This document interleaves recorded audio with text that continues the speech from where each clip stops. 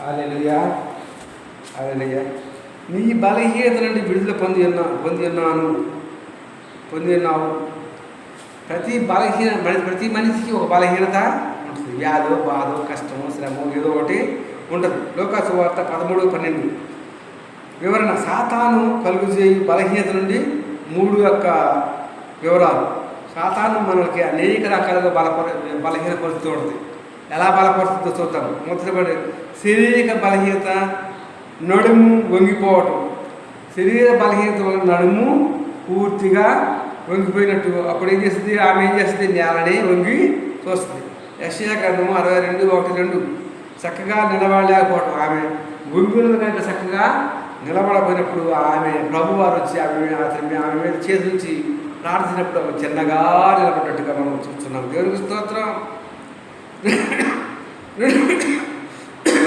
2 ఆధ్యాత్మిక బలహీనత కింద నుండి కిందకు చూడటం. మన బలహీనత అంతా ఆధ్యాత్మికంగా కిందకు చూడటమే కానీ పైకి చూడటం అనేది లేదు. కిందకు చూసేది ఏంటి? పైకి. కనుక అలాంటి మన జీవితం మనకు వద్దు. కానీ ఆ పైకి చూసేవారముగా మనము ఉండాలి. యోహాను 15:5-35 దేవుని వైపు చూడలేకపోవటం. చూసినారా?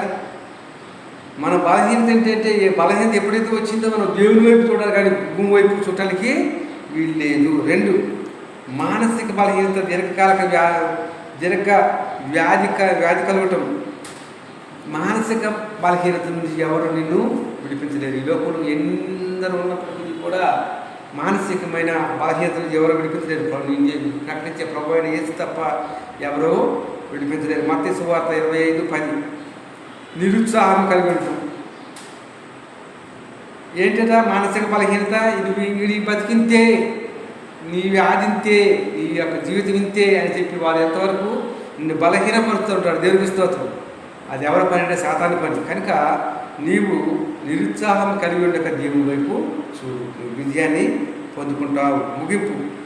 పాపం సాతాను బంధకంలో మానసిక విముక్తి.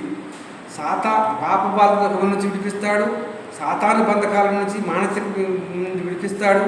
నిరుత్సాహం నుండి, భయం నుండి, తక్కువ భావం నుండి నిన్ను విడిపించి ఒంటరితనం నుండి నిన్ను విముక్తి చేస్తాడు. ఒంటరితనంగా ఉన్నాము అని చెప్పి చాలామంది బలహీనపడుతూ ఉంటారు. కానీ నన్ను బలపరిచేవాడు ఆయన ఏందో నేను నమ్మిక ఇచ్చున్నానని ప్రభు చెప్పినట్టుగా మనం చూస్తున్నాం. అపొస్తలుడైన పౌలు చెప్పినట్టుగా చూస్తున్నాం. కనుక ఈ లోకంలో ఉన్న మనం బలహీనపరచడానికి ఎవరయ్యా అంటే సాతాన్ని మనల్ని బలహీనపరుస్తుంది.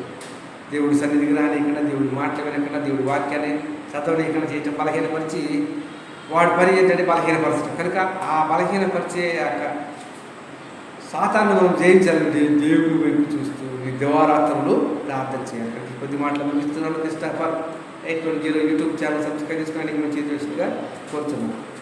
ఆమేన్.